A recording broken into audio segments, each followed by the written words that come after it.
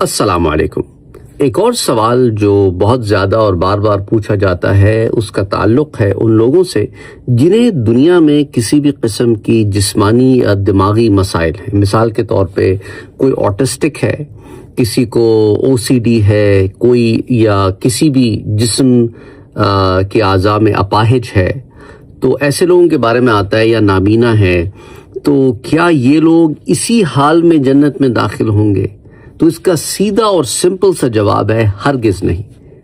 جنت میں سب لوگ پرفیکٹ داخل ہوں گے۔ یہ ساری جسمانی ٹیسٹس دنیا کی زندگی سے متعلق ہیں۔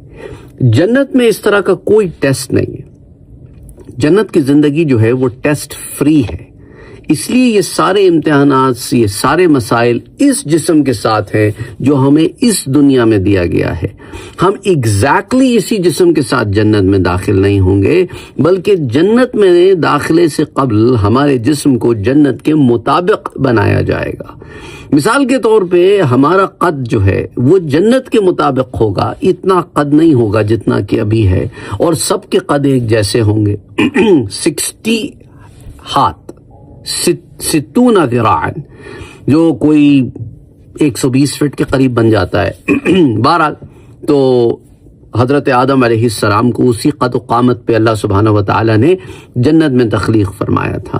اور دیکھیں یہ چیزیں جو ہیں پھر سارا جسم اسی حساب سے ہوگا، اور ہمارے لیے وہی نارم ہوگا، جیسا کہ ہمارے لیے اب یہ نارم ہے۔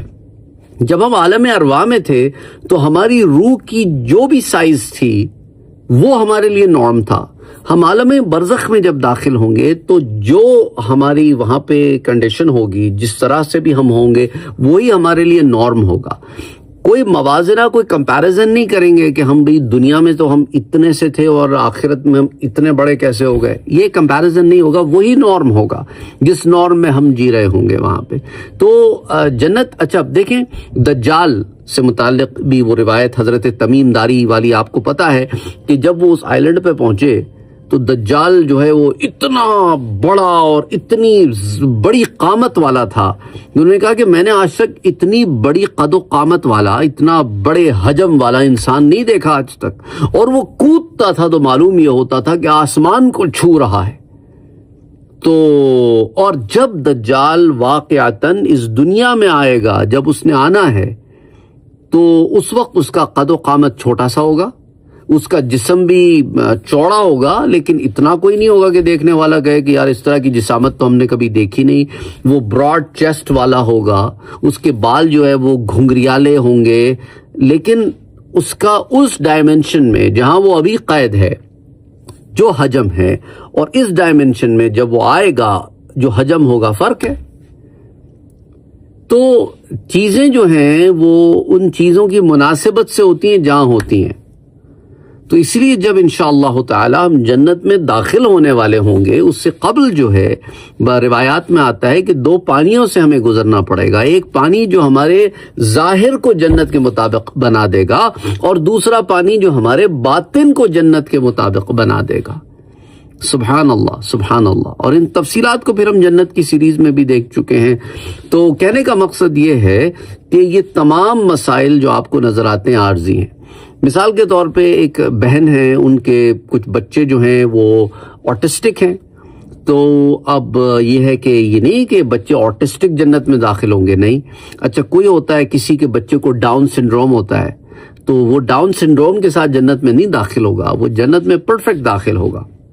اس طرح اور بہت سارے لوگ ہیں جو یا تو پیدائشی طور کے اوپر اپاہج ہوتے ہیں، کوئی ان میں ڈسیبلٹی ہوتی ہے، یا پھر آگے جا کے کوئی ڈسیبلٹی ہو جاتی ہے، تو کسی کو مثال کے طور پہ ایکسیڈنٹ میں کوئی چیز اس کے جسم کی خراب ہو گئی، تو یہ نہیں کہ وہ جنت میں اب اس بغیر اس پارٹ کے داخل ہوگا کیونکہ دنیا میں وہ پارٹ لوز کر چکا ہے، ہرگز نہیں۔